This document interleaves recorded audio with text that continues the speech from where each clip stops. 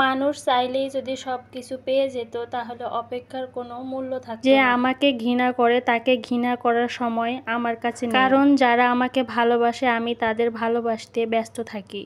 খাবার যতই দামি হোক না কেন পচে গেলে যেমন তার কোনো মূল্য থাকে না, তেমনি মানুষ যতই শিক্ষিত হোক না কেন তার ভিতরে মনুষ্যত্ব না থাকলে তার কোনো দাম নেই। তো হ্যালো এভরিওয়ান, আসসালামু আলাইকুম। কেমন আছেন সবাই? আশা করছি ভালো। প্রতিদিনের মতো একটা ডেইলি ব্লগ নিয়ে আপনাদের সাথে হাজির হয়ে গেলাম আমি ঢাকা সাভার থেকে। আপনারা কোথা থেকে অবশ্যই জানাবেন। রমজান মাসে দুপুরের পরে রান্না উঠাই দিতে হয়, কারণ দেখা যায় রান্নাটা হয়ে গেলে একটু বিকেলবেলা রেস্ট করা যায়। তাই আমি চেষ্টা করি প্রতিদিন দুপুরের পরে রান্নাটা করার জন্য। এই জন্য মাছ ভেজে নিচ্ছিলাম আমি কড়াইয়ে। আজকে আমি তেমন কিছু রান্না করব না, শুধু মাছ ভুনা করব আর বাচ্চাদের জন্য হালকা পাতলা কিছু রান্না করব। আর আমার এই রান্নার ভিডিওটা আপনাদের যদি ভালো লাগে অবশ্যই একটু ভালোবাসা দিয়ে পাশে থাকবেন ইনশাআল্লাহ। আর এই তো কথা বলতে বলতে মাছগুলো আমি ভেজে নিলাম। এখন একটু পেঁয়াজে কাঁচামরিচ তারপর পেঁয়াজ দিয়ে দিলাম।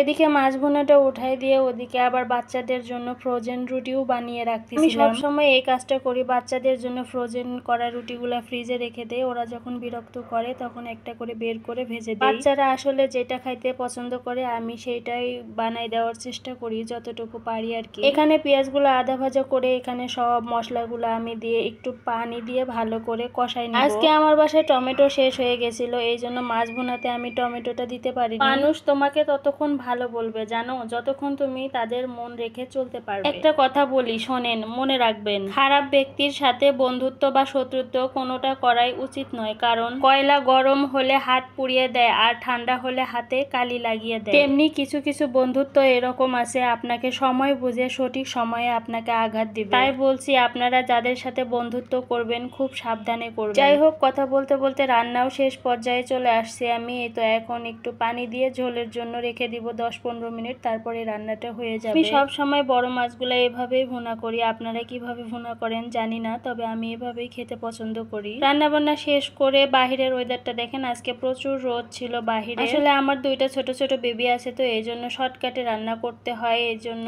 আমি তাড়াহুড়া করে রান্না করে তরকারিটা বাটিতে ঢেলে দিলাম। রান্না বান্না শেষ করে আমি এই তো রান্নাঘরটা একদম ক্লিন করে নিয়েছি। এখানে কিছু থালাবাটি ছিল, ওগুলা পানি ঝরানোর জন্য রেখে দিয়েছি। আমার রান্নাঘরটা অতি ছোট, তারপরেও নিজের মতো করে গুছিয়েই রাখতে পছন্দ করি। মনে রাখবেন, হঠাৎ যদি কেউ তোমার জীবনকে রঙিন করে রাঙাতে চায় তার হয়ে যেও না, আগে খোঁজ নিয়ে দেখো সে কারো জীবনের আলোর প্রদীপ নিভিয়েছে কিনা। জীবনে কোনো কিছু সিদ্ধান্ত নেওয়ার আগে ভালোভাবে দেখে শুনে বুঝে সিদ্ধান্ত নেওয়া উচিত। কাউকে অসম্মান করতে গেলে শিক্ষার দরকার পড়ে না, কিন্তু কাউকে সম্মান দিতে গেলে শিক্ষার দরকার হয়। জীবনে যদি বারবার পড়ে যান তবে পথটাকে বদলান, স্বপ্নটাকে নয়, কারণ একটা গাছ তার পাতা বদলায়, জায়গা নয়। সৎ এবং মহৎ লোকদের সমালোচনা করা খুবই সহজ, কিন্তু তাদের মতো হওয়া অনেক কঠিন। প্রিয়জন হারানোর চেয়ে ঘর হারানোর ঢের ভালো, ঘর হারালে পথে থাকা যায়। এই ছিল আজকের ভিডিও। সবাই ভালো থাকবেন, সুস্থ থাকবেন, নিজের প্রতি খেয়াল রাখবেন। আল্লাহ হাফেজ।